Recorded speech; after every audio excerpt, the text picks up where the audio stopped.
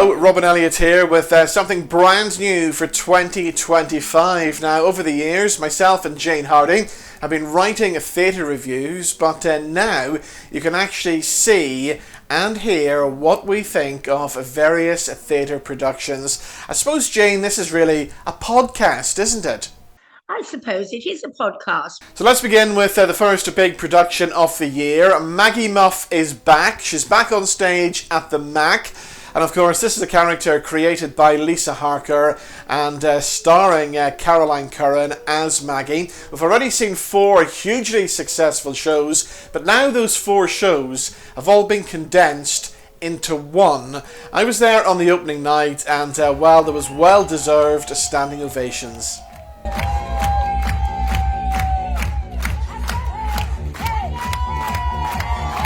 I went to see Maggie Muff with high expectations. It's called Maggie now. She's so famous by this stage that she's just a single name. And do you know that it's now 14 years since it first hit our stages? It's incredible. The time has gone so quickly. We've grown with her. And what interested me was the fact that it's a compilation, so it's all 4 plays. And it started out with perhaps the best, I think, of them all, 50 Shades of Red, White and Blue, a little excerpt from that. And I was at the first night of that years ago, all those years ago, and I remember being transfixed. I didn't know what to expect. It was what you might call hen party theatre. There were a lot of women there with a lot of bevies, like Maggie herself, of course, and they were there to have a good time. And boy, did they have a good time, except that this plot, which is borrowed from 50 Shades of Grey by E.L. James, turns out not to have a good time at the end. And we're quite shocked because it's an abusive relationship that our Margaret, as the man calls her, Margaret, in that wonderful low voice that Caroline Curran puts on, she becomes a submissive to his dominatrix, I suppose, his dominant figure in their S&M relationship. And we saw, or we imagine we see, the Red Room of Pain, and it becomes a room of pain when she's abused. But it has a lot of fun too, and it's a very funny show. I mean, what's liberating about Maggie Muff, and I think the clue is in her surname. She would certainly never have had a dry January, I think it's safe to say. The clue is in the name, and it's all about women being sexual beings, or largely about it. Sex is the filter, and sex is the way in which all the characters are defined, actually. Now, you might wonder at this point, say, is it a bit porn? Actually, it's not, because although it titillates, it moves and it entertains us. The idea is not just to get off on Maggie, if you like, it's to understand Maggie. And Leesa Harker, the author, who started this, as a blog that she wrote in cafes around Belfast when she was a single mum, very much like J.K. Rowling producing Harry Potter, although the result is quite different. What she's done is really to hold the mirror up to nature. And she shows us Northern Ireland women as we really are. And that's something quite new. And what this has done is attract a whole different audience to the theatre. And I think that's really good. Now, the night I went, you said not the night you went, but I wasn't surprised. The night I went, it was over 90% female, women of all ages who'd come there to have a good time. In the ladies at the interval, I asked the woman in front of me, I said, why are you here? She said, to have fun. And that's it. It's fun with a capital F, you could say. Over the previous Maggie shows, we've seen a real kind of hen party audience come along, and Maggie has picked up many die-hard fans over the years, and I've even seen women coming dressed in Maggie Muff t-shirts and Maggie Muff knickers and things on over their jeans. But not this time round. It was a slightly different audience at the Mac on the opening night. Lots of women bringing their husbands, who I think had only seen the show for the first time. So there was lots of kind of nervous laughter from the men in the audience, and a lot of nervous coughing throughout the show as well. Well, there were no nervous coughs the night I went, and there was a lot of. I'm wearing it in tribute. There was a lot of leopard print about. Suffice it to say, actually, Caroline Curran, who is, I must say here, she's one of my favourite actresses. She peoples that stage. We not only have Maggie Muff, we have her best friend Sally Ann. We have Neville, Mr. Red, White, and Blue, and she does the men very well. We have Billy, her best ride, possibly. And it is all about bucking and gushing and fancying. And that there's something very liberating about that. As I said, it's very joyful, actually. There's something joyful about Maggie Muff, something almost childlike in a way, in her almost innocent experience of sex and pleasure, because why not? Yeah. And I think that that's the message, and I think that's quite healthy, actually. And I think the reason it's been so successful, and it's toured to Australia, it's been right across the UK and done very successful business. I mean, Leesa must have a rather nice house by now, I imagine.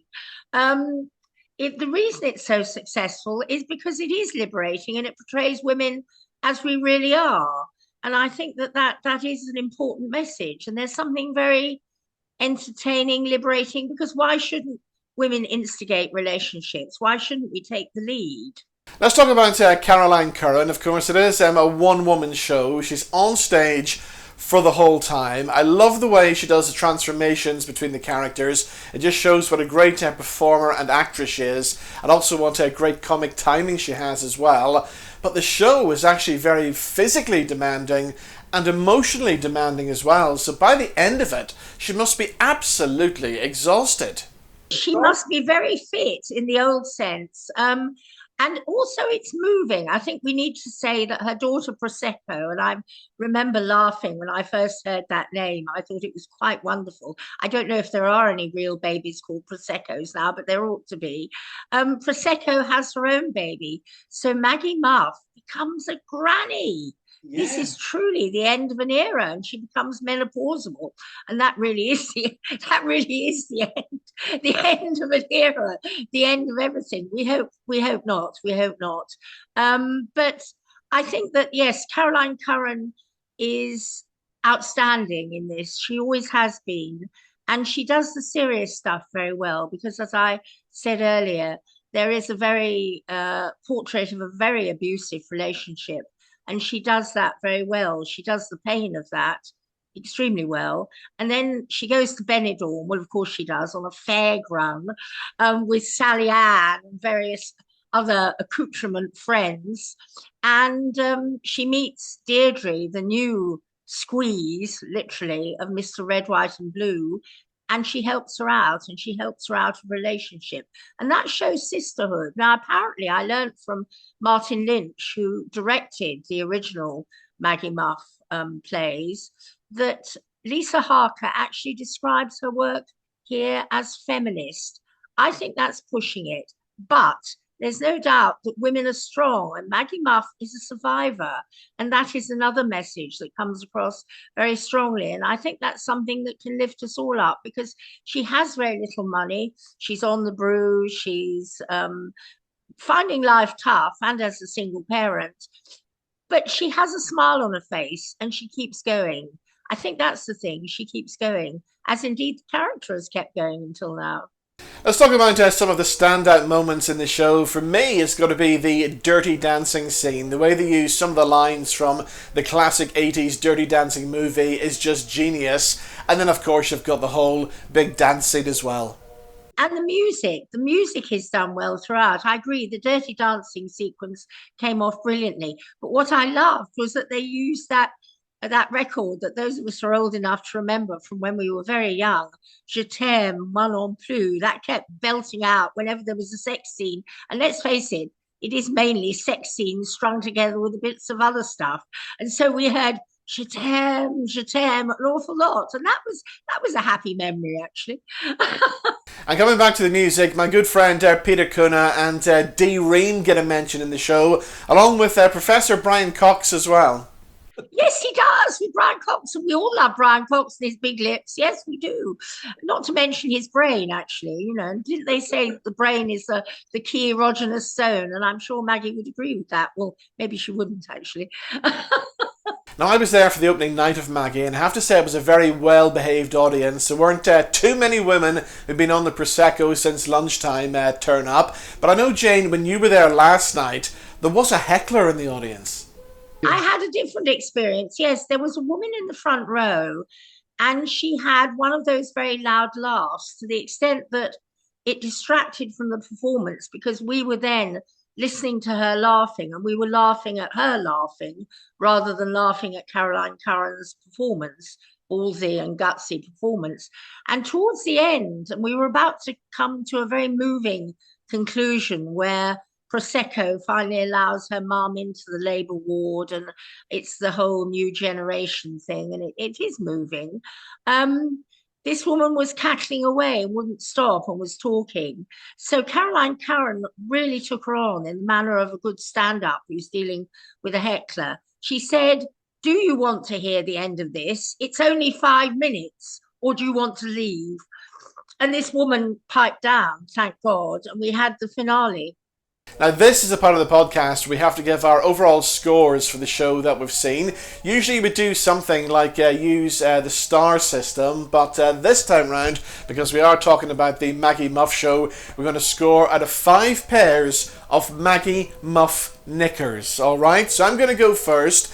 And because January has been such a long and cold and depressing month for many people, if you are suffering from the January blues a little bit, get yourself along to the Mac, catch the Maggie show, because it will have you laughing like crazy. It is a great night out, great performances from Caroline Curran, who I just love, great story by Leesa Harker, and of course great direction by Andrea Montgomery as well. So I'm going to give this 5 pairs of Maggie Muff knickers.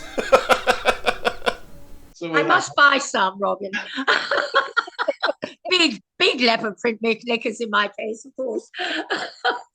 Well, I'm going to give it 4 Maggie Muff leopard print knickers. The reason I knocked one off is I felt at the beginning it wasn't quite as sharp as the original 50 Shades of Red, White and Blue. It warmed up very nicely, but I felt perhaps partly because we know the material by now and the shock effect isn't so great when she talks about bucking and all the rest of it. And she uses the C word as well, which I wouldn't normally countenance. But in context, and Maggie provides you with a very ballsy, gutsy, life-enhancing context. It works, but definitely 4 knickers, yes.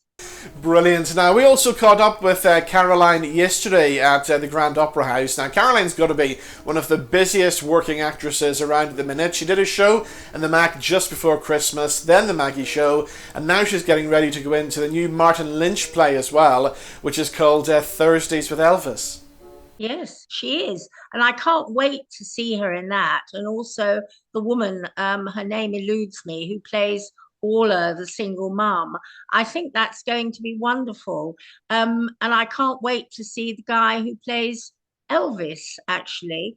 But Martin wouldn't tell me. I spoke to Martin Lynch, as you did, and he wouldn't tell me exactly how Elvis helps this single mum kind of reinvent her life. I mean, I assume he directs her towards singing or music, but maybe not. We'll see. Well, we look forward to that. Do join us again next week. We're talking about Warhorse, which is coming to the Grand Opera House. Absolutely, looking forward to it. But in the meantime, you can catch Maggie at the Mac here in Belfast until the 9th of February. See you next week.